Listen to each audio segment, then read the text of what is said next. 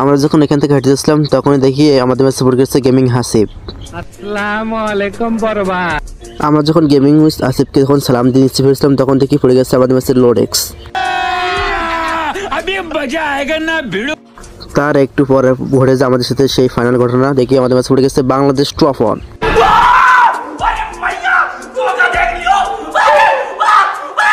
আমাদের ম্যাচে কিন্তু একটা না দুইটা তিনটা ভিভেস পড়ে গেছে, আমরা বুঝতে পারছি, কারণ বাংলাদেশ টপ 1 যখন আসছে তখন কিন্তু আমাদের ম্যাচে কিন্তু ওই যে রিফক্স গেমিং নামে একটা প্লেয়ার আছে বাংলাদেশ টপ 1 সাথে খেলে, এই প্লেয়ারটা কিন্তু পড়ে গেছে। সে বুঝতে যখন পারতেছে রিফক্স কিন্তু অনেক মারাত্মক লেভেলের একটা জোন পুশার, সবাই কিন্তু জানে।